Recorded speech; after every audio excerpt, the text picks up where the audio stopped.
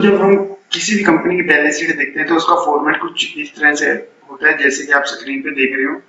ये जो फॉर्मेट है एज पर शेड्यूल 3 है जो एज पर कंपनी एक्ट में डिक्लेयर किया गया है, यानी कि कंपनी को इसी ही फॉर्मेट में एक बैलेंस शीट बनानी होती है। वो कोई भी फॉर्मेट अपनी मर्जी से चूज नहीं कर सकती, उसको सिर्फ इसी फॉर्मेट में बैलेंस शीट बनानी होती है।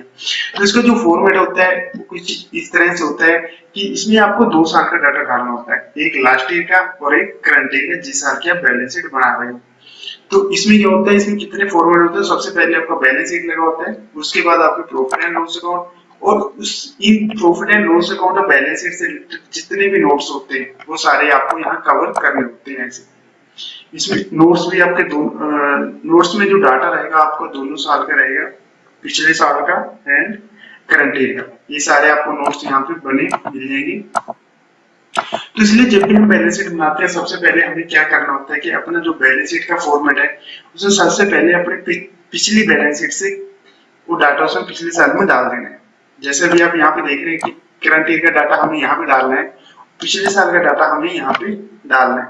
यानी जो 31 मार्च 2019 की बैलेंस शीट हमारी फाइनल हुई थी उससे हमें सारा डाटा यहाँ पे डालना है।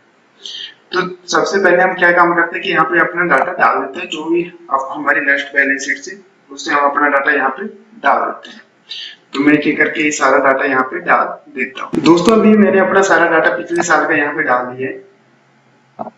तो इसमें आप देख रहे हो कि यहाँ पे करंट ईयर का जो डाटा वो ब्लैंक है, ये अभी हम डालेंगे गुड ट्रायल बैलेंस से, और पिछले साल का जो डाटा है वो मैंने सारा यहाँ पे डाल दिया। ये देखो अभी मैंने सारा डाटा यहाँ पे डाल दिया पिछले साल का। अब हमें क्या करना है कि हमें करंट साल की बैलेंस शीट बना रहे हैं, तो हमें उसका डाटा यहाँ पे डालना है। अब सबसे पहली बात आती है कि जो हम यहाँ पे डाटा डालते हैं वो कहाँ से डालते हैं। जो बैलेंस शीट के लिए हम जो डाटा हमें लेना होता है वो लेते हैं ट्रायल बैलेंस। सबसे पहले हमें ट्रायल बैलेंस फाइनल करना होता है, उसमें कुछ एक एंट्रीज डालनी होती है जो कि मैंने बताया था आपको तीसरी वीडियो अंदर, क्या क्या उसमें चेक करना होता है ट्रायल बैलेंस निकालने से पहले। वो सारा कुछ जब आपका ट्रायल बैलेंस ओके हो जाता है तो उसके बाद आपको उसे एक्सेल में एक्सपोर्ट कर लेना है, टैली से या बीजी से, जो भी आपका सॉफ्टवेयर है उससे। जो आपका ट्रायल बैलेंस होगा कुछ इस तरह से होगा, उसमें 2 साइड होंगी, एक डेबिट साइड और दूसरी क्रेडिट साइड। तो इसमें जो आपके साथ सबसे ऊपर आती है लायबिलिटीज आती है, उसके बाद फिर आपकी एसेट आएंगे इसमें, उसके बाद आपका प्रॉफिट एंड लॉस अकाउंट का जो पार्ट है वो आता है आपके ट्रायल बैलेंस के अंदर। अभी हम क्या करते हैं, सबसे पहले हम यहाँ पे डाटा डालना स्टार्ट कर देते हैं कि सबसे पहले हम यहाँ पे प्रॉफिट एंड लॉस अकाउंट बनाना शुरू करते हैं। जैसे प्रॉफिट एंड लॉस अकाउंट हम यहाँ बनाएंगे। प्रॉफिट एंड लॉस अकाउंट में आपका क्या होता है कि सबसे पहले आपको यहाँ पे सेल डालनी होती है, उसके बाद आपकी अदर इनकम, सेल्स के अलावा जैसे एफडीआर के ऊपर इंटरेस्ट है या फिर रेंट है, कुछ आपकी कंपनी के पास आते हैं वो आपको यहाँ करना होता है। उसके बाद कॉस्ट ऑफ मटेरियल कंज्यूम, कितना आपने पूरे साल में मटेरियल को कंज्यूम किया है। इसका क्या होता है, आपका जितना ओपनिंग स्टॉक था और उसके बाद जो परचेज आपने किया प्लस वो करना है, उसकी मेंस क्लोजिंग स्टॉक कर देना है। उसके बाद आपका कॉस्ट ऑफ मटेरियल कंज्यूम आ जाएगा। उसके बाद जो आपकी एफसी है, जो फिनिश्ड जो चेंज है वो आपको यहाँ पे डालना है। प्लस में का मतलब आपने ज्यादा कंज्यूम कर लिया है, मतलब आपका स्टॉक कम हो गया। अगर मेंस में तो मतलब आपके पास स्टॉक एक्सेस है तो वो आपको यहाँ पे डालना है। उसके बाद एम्प्लॉय बेनिफिट एक्सपेंसेस, जो भी आपने अपने एम्प्लॉयज के ऊपर खर्चे किए हैं जैसे salary, wages, EF, PF, ESI, GST, ये सारे आपको उसका खर्चा यहाँ पे डालना है। फाइनेंस कॉस्ट में आपने जो भी इंटरेस्ट या बैंक चार्ज वगैरह पेड किए हैं। उसके बाद डेप्रिसिएशन आपको जो बैलेंस शीट के अंदर डालनी होती है एज पर कंपनी एक्ट डालनी होती है, क्योंकि हम 2 तरह से डेप्रिसिएशन कैलकुलेट करते हैं, as per income tax act, as per company. ये मैंने अपनी लास्ट वीडियो में बता चुका हूँ, वीडियो देख के आप इसके बारे में क्लियर कर सकते हैं। बट हमें जो बैलेंस शीट के अंदर डेप्रिसिएशन डालनी है वो एज पर कंपनी एक्ट डालनी है। उसके बाद अदर एक्सपेंसेस, जो आप एक्सपेंसेस ऊपर कवर नहीं होते हो आपको सारे यहाँ पे अदर एक्सपेंसेस में डाल दें। अब इन सारे खर्चों की डिटेल हम यहाँ पे नहीं डाल सकते, इसलिए हमें इसके नोट्स लेने होते हैं साथ में। अभी जैसे हम रेवेन्यू की बात करें तो इसके लिए हमें यहाँ पे इसमें रेवेन्यू में हमारी जो सेल होगी इसके साथ हमें नोट्स लगाना पड़ेगा, और उसके बाद हमें उसको यहाँ फिगर को लाना पड़ेगा। जैसे हम अब नोट्स की बात करें यहाँ पे, तो जैसे सेल ऑफ प्रोडक्ट का हमने यहाँ पे एक नोट्स बना रखा है 2.17, तो इसलिए हमें यहाँ पे सारे नोट्स पहले बनाने पड़ेंगे। उसके बाद हम प्रॉफिट एंड लॉस अकाउंट में लेके जाएंगे, उससे क्या हो जाएगा, हमारा प्रॉफिट एंड लॉस अकाउंट बन जाएगा। सबसे पहले हम बात करते हैं सेल्स ऑफ स्टील प्रोडक्ट, मतलब ये जो मैं बैलेंस शीट बना रहा हूँ एक स्टील कंपनी की है, तो अब सबसे पहले मेरे को यहाँ पे सेल डालनी है। अब सेल कहाँ से डालूंगा? Trial balance. अभी जो मैंने ट्रायल बैलेंस आपको दिखाया ये मेरा ट्रायल बैलेंस है पहले। अब मैं यहाँ से सारी अपनी फिक्रें वहां पे डालूंगा।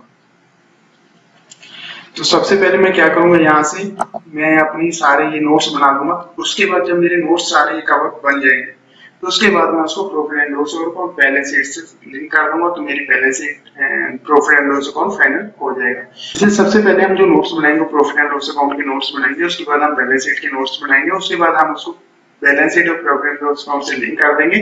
उसके बाद हमारी बैलेंस शीट कंप्लीट हो जाएगी। तो सबसे पहले हम सेल की बात करें तो सेल को मैं यहाँ से उठा लेता हूँ।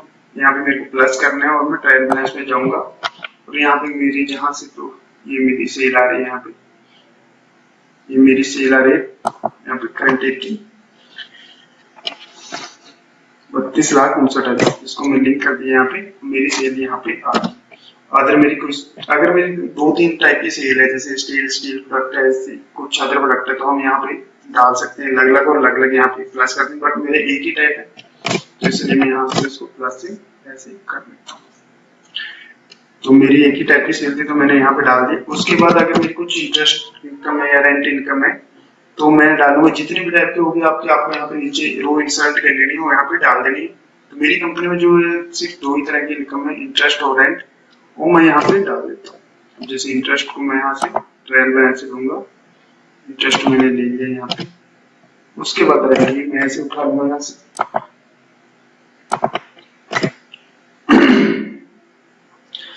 उसके बाद मैं यहाँ पे तो दोस्तों अभी मैंने अपना इंटरेस्ट और रेंट भी यहाँ फिल कर दिया है।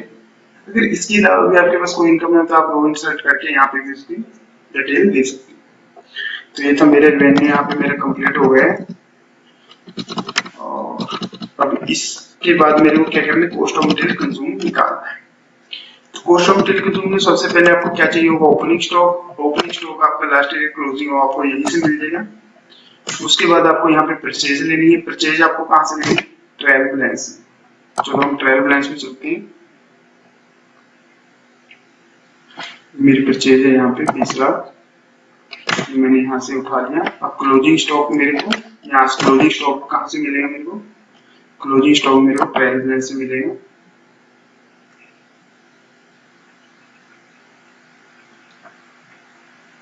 यहाँ से मैं इसको क्लोजिंग स्टॉक में ले लेता हूँ। मेरे करंट एसेट तो सिर्फ यहाँ मेरे को रॉ मटेरियल का ही लेना है, क्योंकि एलजी का मैं अलग से दिखाऊंगा। मेरा जो कॉस्ट ऑफ मटेरियल कंज्यूम का फार्मूला है opening plus purchase minus closing. तो ये मेरा कॉस्ट ऑफ मटेरियल कंज्यूम आ गया। तो मेरे 3 नोट्स कवर हो गए, रेवेन्यूज का, अदर इनकम का और कॉस्ट ऑफ मटेरियल कंज्यूम का। अब उससे अगला मेरा जो नोट्स आता है चेंज इन्वेंटरी का आता है, जो एफसी है। इसमें मेरा ओपनिंग स्टॉक यहाँ पे आ जाएगा जो लास्ट ईयर क्लोजिंग था, और करंट ईयर की क्लोजिंग मेरे को ट्रायल बैलेंस में ले लूंगा एफसी का। अब मैं ओपनिंग में से क्लोजिंग मैच कर दूंगा तो मेरा यहाँ पे डिफरेंस आ जाएगा। तो अब क्या हुआ, मेरा 1,41,940 से ज्यादा स्टॉक एक्सेस है, यानी कि एक तरह से मेरी इनकम में प्लस हो जाएगा। अब उसके बाद बात आती है एम्प्लॉय एक्सपेंसेस की। तो आपने कितनी सैलरी, वेजेस और बोनस पेड की है, कितना कंट्रीब्यूशन आपने पीएफ में, ईएसआई में दिया और कितना स्टाफ वेलफेयर एक्सपेंस की, वो सारे आपको नोट्स यहाँ पे लिखने हैं। ऐसे ये भी आपको यहाँ से प्लस करने हैं और ट्रायल प्लान उठा लेना है। जैसे सैलरीज में यहाँ पे लिख देता हूँ, उसके बाद कंट्रीब्यूशन ईएसआई मेरे यहाँ पे आ गया। ऐसे ही और नीचे में इसका टोटल कर देते हैं। अभी मैंने जैसे ब्रेकअप यहाँ पे दिया है, आप इसे अलग अलग दिखाना चाहे तो अलग अलग भी दे सकते हैं, बदले अलग अलग दिखाना चाहे तो अलग अलग भी दिखा सकते हैं। बट इतना ही सेंट है, आप सैलरी वेजेस बोनस को इकट्ठा करते हैं या फिर सैलरी वेजेस या बोनस को अलग अलग भी दिखा सकते हैं, और जैसा आपका ट्रेड में सूटेबल है। तो मेरा एम्प्लॉय बेनिफिट एक्सपेंसेस का नोट्स भी पूरा हो गया। उसके बाद अब मेरे को देखना है फाइनेंस कॉस्ट। ऐसे में फाइनेंस कॉस्ट को यहाँ से डाल देता हूँ। सबसे पहले इंटरेस्ट मेरा टर्म लोन के ऊपर कितना है, और उसके बाद वर्किंग कैपिटल पे ऐसे में सारा यहाँ पे मैंने डाल दिया फार्मूले से। अब मैं इसको प्लस यहाँ पे प्लस लगा। उसके बाद जो मेरे अदर एक्सपेंसेस हैं, अब मेरे यहाँ पे फाइनेंस कॉस्ट कवर हो गया, एम्प्लॉई हो गया, एम्प्लॉई कॉस्ट कवर हो गई और सेल्स वगैरह सारा कवर हो गया। उसके बाद मेरा जो स्टोर एंड स्पेयर्स है, फ्यूल चार्जेस, ये मेरे जो सारे एक्सपेंसेस मेरे यहाँ पे आ गए। तो मैं इनको एक एक करके सबको यहाँ पे डाल देता हूँ। स्टोर एंड रिपेयर,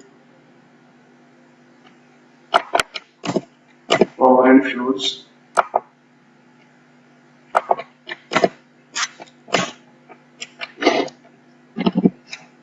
तो ऐसे ही आपको यहाँ पे सारे खर्चे एक एक करके यहाँ पे डाल दें।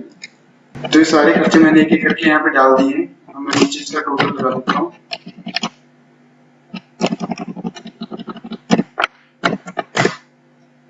मैंने टोटल लगा दिया।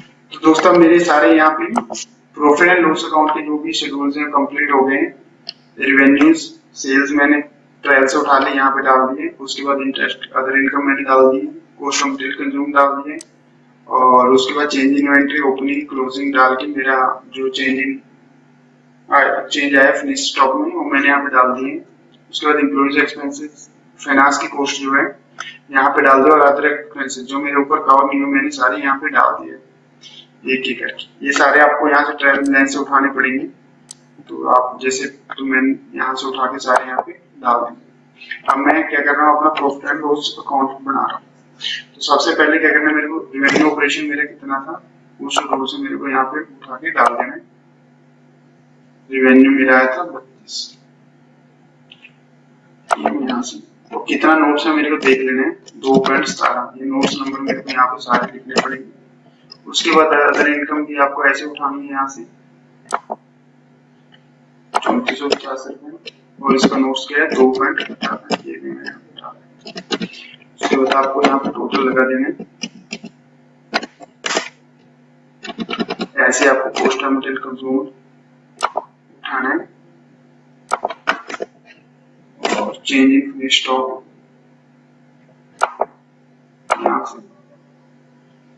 यहाँ से आपको आ गया change in finish stock. Employee benefit expenses आपको ऐसे सारे खर्चे ऐसे ही करके यहाँ पे डाल देंगे। उसके बाद फाइनेंस कॉस्ट भी ऐसे डाल देंगे। उसके बाद डेप्रिसिएशन मैं फिर बता रहा हूँ, यहाँ पे जो डेप्रिसिएशन आपको डालना है वो एज पर कंपनी एक्ट डालना है और ये कैसे कैलकुलेट होता है, कैसे शेड्यूल बनता है, कैसे मेंटेन होता है, फिर से रजिस्टर, ये मैंने आपको लास्ट वीडियो में बता चुका हूँ। मैं वो वीडियो देख के आप इसके बारे में सीख सकते हैं। यहाँ पे हमें जो डेप्रिसिएशन डालना है करंट ईयर की डालनी है और उसके बाद अदर एक्सपेंसेस आपको उसके शेड्यूल से उठाना है।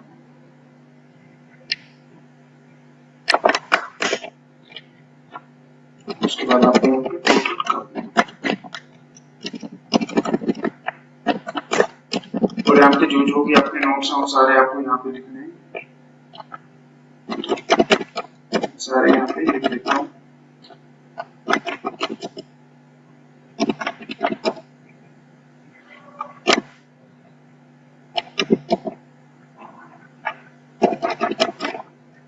जैसे मैं नोट्स नंबर लिख रहा हूँ, ये आपके ये वाले नोट्स नंबर है जो यहाँ पे लिखे हुए नोट्स, ये सारे 2.21, 22, 23 ये सारे आपको यहाँ पे डालना होते हैं। उसके बाद आपका ये आ गया कि प्रॉफिट बिफोर टैक्स यानी पीबीटी आपको निकालना होता है। जो भी आपको टोटल रेवेन्यू है उसमें से आपको एक्सपेंसेस मैच कर देने, तो आपको प्रॉफिट आ गया 3,29,299। उसके बाद आपका क्या टैक्स क्या बनता है, टैक्स के बारे में इनकम टैक्स के ऊपर मेरी लेक्चर सीरीज रहेगी, उसके बारे में कंप्लीट डिटेल में बताऊंगा। तो इसके लिए हम फिलहाल जो टैक्स मान लेते हैं इसमें 25% टैक्स मान लेते हैं करंट ईयर का। तो मैं यहाँ पे लगा देता हूँ 25% के हिसाब से। और उसके बाद आपका डेफर्ड टैक्स, डेफर्ड टैक्स कैसे कैलकुलेट होता है इसके ऊपर मैं आपको लास्ट वीडियो में बता चुका हूँ। तो अभी जैसे मैंने ये आपको कैलकुलेट किया था पिछली वीडियो में आपको बताया था कंप्लीट, तो हमारा जो डेफर्ड टैक्स आया था वो करंट ईयर का 1,02,046 आया था। मैं यहाँ पे डेफर्ड टैक्स यहाँ पे ले लेता हूँ।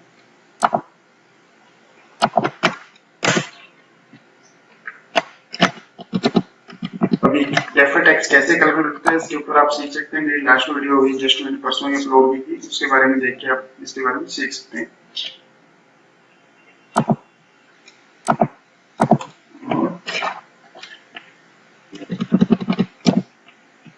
उसके बाद आपका मैथ्स होगी, जैसे हम मैथ्स करेंगे इनकम टैक्स एंड मैथ्स करेंगे, तो आपका बैलेंस आ जाएगा 1,44,907। तो जो प्रॉफिट आफ्टर टैक्स बचेगा ये आपका जाएगा बैलेंस शीट के अंदर। तो दोस्तों अभी तक हमने जो देख लिए, अभी प्रॉफिट एंड लॉस अकाउंट बनाना हमने सीख लिया। क्या करना है, सबसे पहले आपको ट्रायल बैलेंस निकालना है, उसके बाद आपको सारे प्रॉफिट एंड लॉस अकाउंट के शेड्यूल कंप्लीट करने हैं। ये सारे नोट्स आपको बनाने हैं। ये नोट्स बन जाएंगे जब आपके वहां से ट्रायल बैलेंस आपको फिगरें यहाँ पे लिखनी है, डालनी है। उसके बाद आपको प्रॉफिट एंड लॉस अकाउंट से सारे नोट्स आपके लिंक कर देने हैं। उसके बाद आपको इनकम टैक्स है और जो डेफर्ड टैक्स आपका आ रहा है वो आपको यहाँ पे लिखना है। उसके बाद आपको जो बैलेंस है वो आपका सीधा चला जाएगा रिजर्व एंड सरप्लस में। तो दोस्तों यहाँ तक हमारा कंप्लीट होगा प्रॉफिट एंड लॉस अकाउंट। अब हम स्टार्ट करते हैं अपनी बैलेंस शीट। दोस्तों जैसे अभी हमने यहाँ पे प्रॉफिट एंड लॉस अकाउंट बनाया, ऐसे हम बैलेंस शीट बनाएंगे। बैलेंस शीट के सबसे पहले हम नोट्स बनाएंगे, उसके बाद हम बैलेंस शीट में लिंक करेंगे। बैलेंस शीट में हमारे क्या होता है, सबसे पहले होती है हमारी शेयर कैपिटल। शेयर कैपिटल जो हमारी आती है उसे पेड अप कैपिटल हम यहाँ पे डालनी होती है। उसके बाद रिजर्व एंड सरप्लस, जो कंपनी का रिजर्व एंड सरप्लस है डेली इनकम है, वो यहाँ पे हमें डालनी होती है। उसके बाद लॉन्ग टर्म लोन्स जो हमारी डेफर्ड टैक्स लायबिलिटीज, उसके बाद ये नॉन करंट लायबिलिटीज में हमारी आ जाती है। उसके बाद करंट लायबिलिटीज में जो हमारे शॉर्ट टर्म लोन है, क्रेडिटर्स हैं, अदर करंट लायबिलिटीज हैं जैसे कुछ एक्सपेंसेस पेबल और एक इनकम टैक्स की जो प्रोविजन है वो हमें यहाँ पे डालनी है। जिसके हम नोट्स बनाएंगे पहले, और नोट्स के उसके बाद में हम यहाँ से लिंक करेंगे। ऐसे फिक्स एसेट यहाँ पे डालेंगे और फिर करंट एसेट में जो स्टॉक है आपका, वो डेटर्स रिसीवेबल्स हैं, कैश है और bank balance and short term loan advance सारे यहाँ पे डाल देंगे। तो उसके बाद हम जब ये सारी फिगर डाल देंगे तो हमारी बैलेंस शीट यहाँ पे मैच होनी चाहिए। जैसे हमारी लास्ट डेट की मैच हो रही है 14,29,888, 14,29,888। तो जब हमारी बैलेंस शीट टैली हो जाती है तो इसका मतलब हमारी बैलेंस शीट कंप्लीट हो चुकी है। तो अब हम एक एक स्टार्ट करके सारे शेड्यूल बनाते हैं। अगर बैलेंस शीट के नोट्स की मैं बात करूं तो सबसे पहले हमारा आता है शेयर कैपिटल का नोट्स, जिसमें हमें दो चीजें देनी होती है। अपने की प्राइस कैपिटल क्या है कंपनी की, उसके बाद इश्यूड आपकी क्या है, पेड कैपिटल क्या है। अगर आपको कुछ चेंज होता है तो आपको यहाँ पे देना होता है साइड में कि आपका लास्ट ईयर क्या था, करंट ईयर क्या है और आपकी जो शेयर की वैल्यू क्या है। जैसे मेरी कंपनी 1 रुपए का शेयर है, मैंने लिखा हुआ है यहाँ पे 1 रुपए का, और लास्ट ईयर मेरी क्या शेयर तो करंट ईयर क्या है मेरे यहाँ पे लिखने होंगे। मेरा सेम ही है 25,000 हमारा जो प्रेफरेंस शेयर की कैपिटल थी। आपको जितने टाइप के शेयर हो सारे आपको यहाँ पे डिटेल में देनी होगी, और 1,50,000 की हमारी इक्विटी शेयर कैपिटल की प्राइस कैपिटल तो मेरी सेम ही है, तो मैं यहाँ पे लिख देता हूँ 175 एंड 175। उसके बाद अगर मैं बात करूँ issued and paid up capital की, तो उसके लिए आपको सबसे पहले जाना पड़ेगा नीचे। तो यहाँ पे सबसे पहले आपको लिखना पड़ेगा ओपनिंग, आपको ओपनिंग शेयर क्या थे। उसके बाद आपने जो कैंसिल किए या इश्यूड किए हैं वो आपको यहाँ पे लिखना पड़ेगा। अब हमारी कंपनी ने क्या 12,768 रुपए के शेयर कैंसिल कर दिए ड्यूरिंग द पीरियड। मैंने यहाँ पे लिख दिया मैंने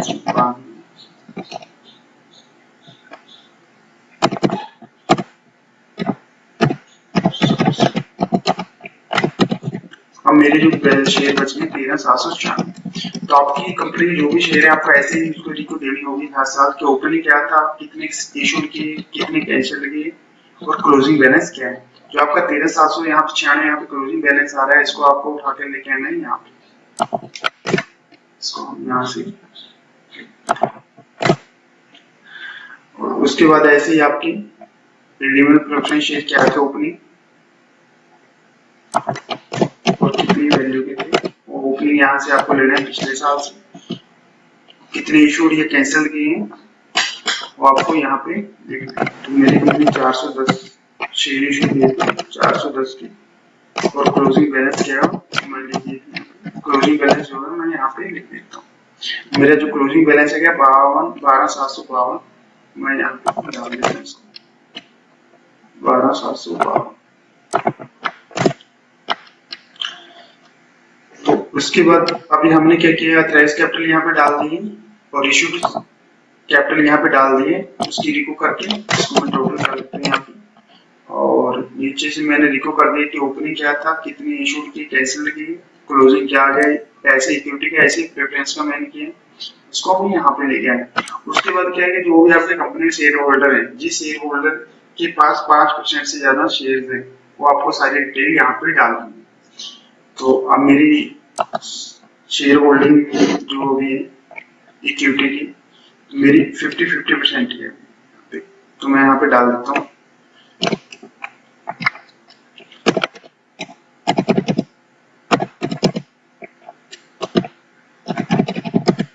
मेरी बराबर बराबर यहाँ पे 50-50% है, तो मैं यहाँ पे डाल देता हूँ। जो जितने आपके शेयर होल्डर्स होंगे, जिसके पास 5% से ज्यादा शेयर होल्डिंग होगी, आपको यहाँ पे डालनी होगी। तो ये मेरा शेयर कैपिटल का जो है यहाँ पे कंप्लीट हो गया है। इसमें आपको क्या करना है, प्राइस कैपिटल यहाँ पे डालनी है, इशू डालनी है, और जो 5% से ज्यादा शेयर होल्डर है उसकी डिटेल यहाँ पे देनी है। उसके बाद हमारा अगला नोट्स आता है बैलेंस शीट का रिजर्व एंड सरप्लस का, कि आपका ओपनिंग रिजर्व एंड सरप्लस कितना था, मैं यहाँ से डाल देता हूँ। यहाँ से आपको मिलेगा पिछले साल से। उसके बाद करंट ईयर में जो आपने प्रॉफिट कमाया, जो एडिशन हुआ है, वो आपको उठाना है प्रॉफिट एंड लॉस अकाउंट से। ये मैंने प्रॉफिट एंड लॉस अकाउंट से यहाँ पे उठा दिया। अगर आपको कुछ कैपिटल रिजर्व है तो आप ट्रायल बैलेंस में आपका आ रहा होगा फिगर्स, तो आपको यहाँ पे लिखनी होगी 92,358। तो उसके बाद आपका टोटल यहाँ पे आ जाएगा, opening plus turning days plus capital, तो आपका ये टोटल यहाँ पे आ गया। तो ये हमारा रिजर्व एंड सरप्लस यहाँ पे हो गया। ओपनिंग क्या था, टर्निंग पीरियड कितने, जो हमारा प्रॉफिट एंड लॉस अकाउंट से आएगा। उसके बाद कैपिटल रिजर्व जो है आपके ट्रायल बैलेंस में आ रहा है, आपको यहाँ पे लिखना है, कुछ कैपिटल सब्सिडी आपको छोड़ सकते हैं, तो आपको यहाँ पे टोटल कर देना है। उससे हमारा अगला नोट्स आता है बैलेंस शीट का लॉन्ग टर्म बोरिंग, मतलब जो भी आपके टर्म लोन्स हैं वो सारी डिटेल आपको यहाँ पे डालनी पड़ेगी। तो आपका जो भी टर्म लोन आते हैं सारे आपको यहाँ से ट्रायल बैलेंस से निकालने पड़ेंगे। उठा लेता हूँ।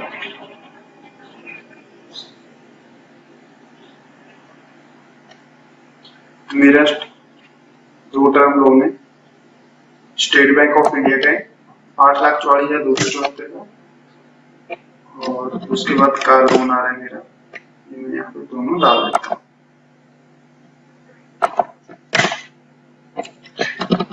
इसके बाद मेरे क्या करना है, जो भी मेरे लॉन्ग टर्म लोन्स हैं, इसमें से मेरे को जो 1 साल के अंदर ईएमआई पेड करनी है विद इन 12 मंथ के अंदर, तो मेरे को यहाँ से मैच करके करंट लायबिलिटीज में लेके जानी है। तो इसलिए मेरे को क्या करना है, जो भी मेरे को 12 साल के अंदर ईएमआई पेड करनी है उसकी मेरे को अलग से डिटेल बनानी पड़ेगी। तो मैं यहाँ पे डाल देता हूँ, तो मैंने डाल दिया जो मेरे को 12 महीने के अंदर ईएमआई पेड करनी है। अब मैं इसको यहाँ से मैच करके करंट लायबिलिटीज में लेके जाऊंगा, मेरे को इसमें से मैच कर देगी, जो मेरी बैलेंस वैल्यू बचेगा मेरी करंट लायबिलिटीज में, ठीक है। अब मैं दोनों का टोटल यहाँ पे कर दूंगा। तो ऐसे लॉन्ग टर्म का मेरा हो गया। उसके बाद डेफर्ड टैक्स लायबिलिटीज, आपको ओपनिंग बैलेंस क्या था, 0 था। उसके बाद करंट लिमिट आपका कितना यहाँ पे आ रहा है, वो सर आपको यहाँ पे डालनी पड़ेगी। यहाँ पे डाल देता हूँ, तो इसका मेरे पास टोटल अभी डेफर्ड टैक्स लायबिलिटीज मैंने आपको लास्ट वीडियो में कैलकुलेट करके दिखाई थी, वहां से आप सीख सकते हैं कैसे कैलकुलेट होती है। इसके बाद आपका कुछ शॉर्ट टर्म लोन है, ट्रायल बैलेंस आपको यहाँ पे डाल देंगे। ये मैंने वर्किंग कैपिटल से इसका मैंने टोटल कर दिया यहाँ पे। उसके बाद ट्रेड पेबल्स, जो आपके ट्रेड पेबल्स हैं यानी क्रेडिटर्स हैं, उसको आपको 2 भागों में बांट देना है, एक जो एमएसएमई में रजिस्टर्ड है और दूसरे जो एमएसएमई में रजिस्टर्ड नहीं। अब क्वेश्चन आता है कि आपको कैसे पता लगेगा कौन एमएसएमई में रजिस्टर्ड है कौन नहीं, तो इसलिए सबसे पहले आपको सारे क्रेडिटर्स को मेल डालनी है, उसे उसकी जो भी रजिस्ट्रेशन सर्टिफिकेट है एमएसएमई का वो लेना है। अगर वो रजिस्टर्ड है तो आपको उसकी डिटेल ऊपर देनी पड़ेगी, और जो अदर्स हैं वो आप सारे आपको यहाँ पे नीचे डालने पड़ेंगे। मेरे पास सारे अदर्स हैं, तो इसको ट्रेड बैलेंस से उठा के यहाँ पे डाल देता हूँ। संडे क्रेडिटर्स टोटल, इसका मैं टोटल यहाँ पे कर देता हूँ। ऐसे ही current liabilities, other current liabilities जैसे एडवांस फ्रॉम कस्टमर मैं यहाँ पे डाल देता हूँ।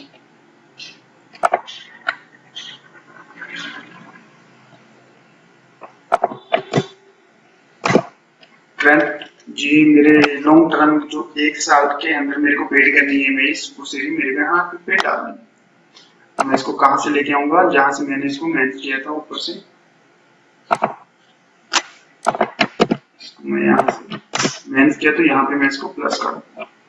जो हमारी ड्यूटी एंड टैक्सेस हैं वो मेरे को सारे यहाँ पे डालनी है, जैसे टीडीएस पेबल, जीएसटी पेबल्स, ये सारे मेरे को यहाँ पे लेके जाएंगे। उसके बाद जो अदर एक्सपेंसेस पेबल है जैसे ईएसआई, पीएफ, ये सारे मेरे को यहाँ पे डालने, ट्रेवल बैलेंस उठा के, तो मेरी सारी अदर करंट लायबिलिटीज का सारा मैं यहाँ पे टोटल कर देता हूँ। मेरे यहाँ पे टोटल हो गए। अब उसके बाद अगला मेरे शेड्यूल आता है शॉर्ट टर्म प्रोविजंस का, जो मैंने बनाई थी अभी इनकम टैक्स के लिए, मेरे को यहाँ पे डालनी है। मैं लिखता हूँ यहाँ से प्रॉफिट एंड लॉस अकाउंट से, इसका मैं यहाँ पे टोटल कर देता हूँ। उसके बाद इन्वेस्टमेंट जो आपकी है ट्रेड बैलेंस में आपको यहाँ पे लिखनी है।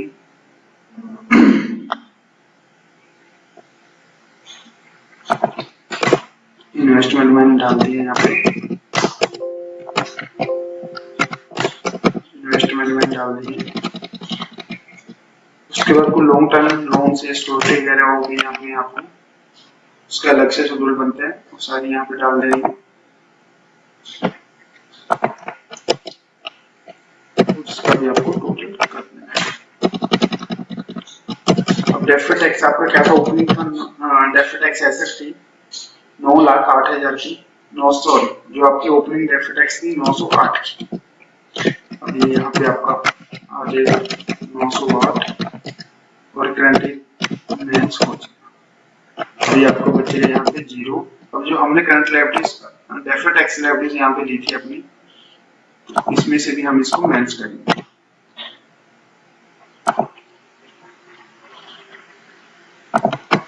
वो हमारे यहाँ पे आ जाएगा नेट करके 149, इसको मैंने मैनेज कर दिया। क्योंकि जो मेरी डेफर्ड टैक्स एसेट दिया, मेरे पहले इसको 0 करना पड़ेगा, जो बैलेंस मेरा बचेगा उसको मेरे को डेफर्ड टैक्स लायबिलिटीज में लेके जाना पड़ेगा। इसलिए मैंने यहाँ पे जो डेफर्ड टैक्स था मेरा ओपनिंग बैलेंस आ रहा था 908 रुपए का, उसको मैंने मैनेज कर दिया और जो नेट टाइम है उसको डेफर्ड टैक्स लायबिलिटीज में वहां पे लेके चला गया।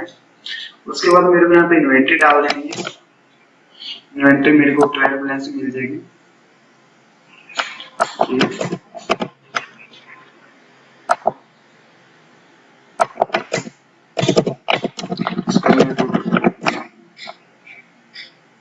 उसके बाद जो भी आपके रिसीवेबल्स हैं जो मोर देन 6 मंथ हैं और अदर है वो है मेरे अदर्स में मोर देन 6 मंथ कुछ नहीं है, मैं सारे डेट्स यहाँ पे डाल देता हूँ। टोटल यहाँ पे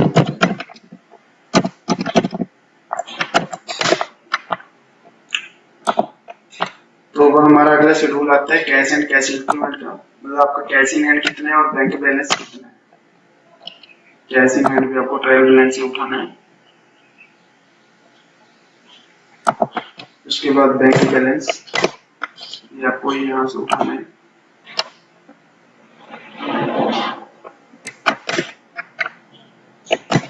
उसके बाद टोटल आपको यहाँ पे, अभी जो आपका बैंक एंड बैलेंस आएगा यहाँ पे वो आपको सिर्फ वही बैलेंस लिखना है जो कि आपको 1 साल के अंदर आपका मैच्योर हो जाएगा, यानी जो एफडीआर है 1 साल के अंदर आपके मैच्योर हो जाएंगे, सिर्फ आपको वही यहाँ पे लेना है। अदरवाइज आपको लॉन्ग टर्म एडवांसेस में लेके जाना है। उसके बाद हमारा short term loan and advances में हमारा आ जाता है एडवांस टू एम्प्लॉइज, प्रीपेड कुछ एक्सपेंसेस है, बैलेंस में टैक्सेस होती है, एडवांस टू सप्लायर्स है, ये कुछ आपका अदर से है, कुछ इंश्योरेंस क्लेम है, कुछ है वो आपको सारे यहाँ पे डाल देंगे। ट्रेवल बैलेंस मैं सारे के यहाँ पे डाल देता हूँ। उसके बाद टोटल ये मैंने सारा यहाँ से लिंक कर दिया। तो उसके बाद जो प्रॉफिट एंड लॉस अकाउंट का शेड्यूल था मैंने बना के रखा था, तो मेरे क्या सारे बैलेंस शीट के शेड्यूल कवर हो गए हैं, सारे मैंने बना दिए। सबसे पहले मैंने शेयर कैपिटल का बनाया था, इसमें आपको ऑथराइज कैपिटल दिखानी होती है, पेड अप कितनी है, और जो 5% से ऊपर शेयर होल्डर है उसकी आपको यहाँ पे रिपोर्ट देनी होती है। उसके बाद जनरल सरप्लस ओपनिंग कितने था, करंट ईयर का कितना एडिशन किया, या फिर कैपिटल रिजर्व जो आपके ट्रायल बैलेंस में आ रहा है, कुछ करंट ईयर का जनरेट हुआ है आपको यहाँ पे लिखना है, टोटल यहाँ पे आ जाएगा। उसके बाद आपका आ जाएगा लॉन्ग टर्म लोन्स, यानी जो आपके टर्म लोन्स हैं उसमें से जो 12 मंथ की ईएमआई लेस कर देनी, उसको आपको अदर करंट लायबिलिटीज में आपको ऐड कर देना है यहाँ से मैच करके। डेफर्ड टैक्स लायबिलिटीज यहाँ पे डाल देनी है।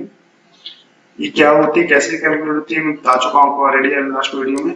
उसके बाद शॉर्ट टर्म लोन्स जैसे सीसी वगैरह आपको यहाँ पे, उसका क्रेडिटर्स जो आपके हैं और अदर करंट लायबिलिटीज में आपका आ जाएगा यहाँ पे, duty and taxes, expenses payables, ये सब कुछ।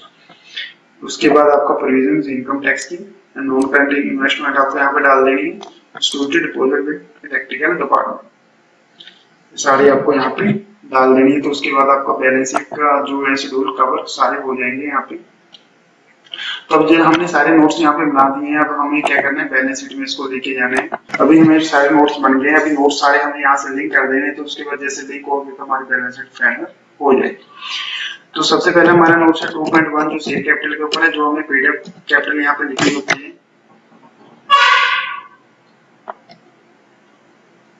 और दोनों तरह की कैपिटल हमें यहाँ पे डालनी होती है, शेयर प्रेफरेंस में हो चाहे इक्विटी, ये मैंने यहाँ पे। उसके बाद हमारा अगला नोट्स है रिजर्व एंड सरप्लस का 2.2, वो भी हमें यहाँ से लिंक कर देने, जो अभी हमने बनाया था। यहाँ से इसको डाल देते हैं। उसके बाद दोनों का हम टोटल कर देंगे। उसके बाद हमारी लॉन्ग टर्म बोरिंग्स कितनी है, हमारे नोट्स 3 में था, हम यहाँ पे इसे लिंक करते हैं, यहाँ से उठा देते हैं।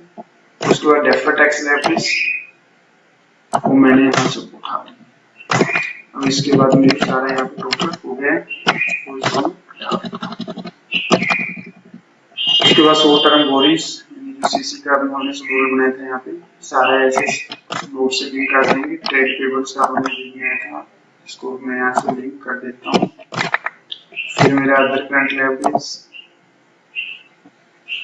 ये मैं लिख देता हूँ यहाँ पे। उसके बाद शॉर्ट टर्म प्रोविजंस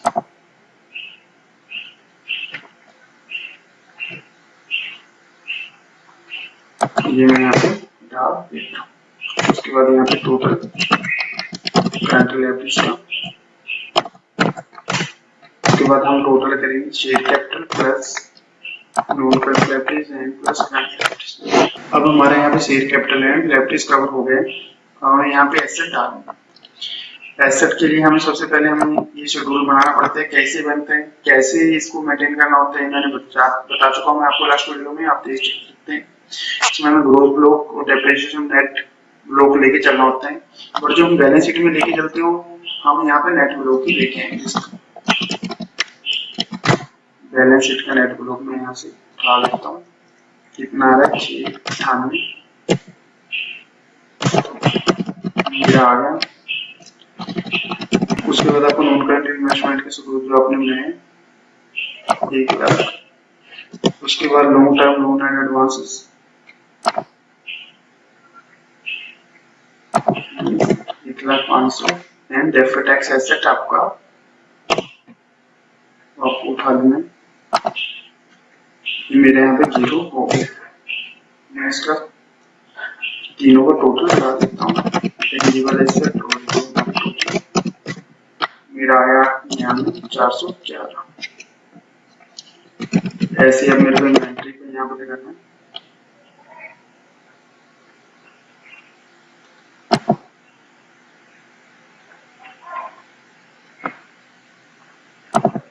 मैं देता हूँ यहाँ पे ट्रेड रिसीवेबल्स ले देता हूँ, जो मेरी डेटर्स हैं, तो कैश एंड कैश इक्विवेलेंट,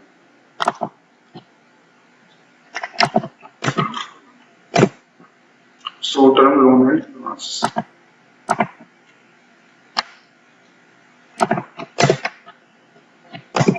उसके बाद मैं इसका टोटल यहाँ पे कर देता हूँ।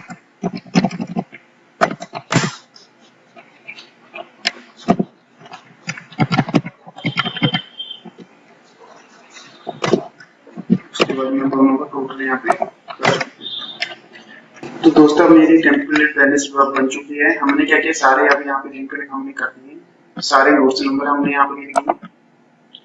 और अब मेरे को क्या चेक करने की, जो भी मेरे यहाँ पे डिफरेंस आएगा तो मेरा यहाँ पे 0 होना चाहिए। जो मेरा अपने यहाँ पे 0 आ रहा है, तो हमारी कंप्लीट बैलेंस शीट बन के यहाँ पे तैयार हो चुकी है। तो ओके दोस्तों, थैंक यू।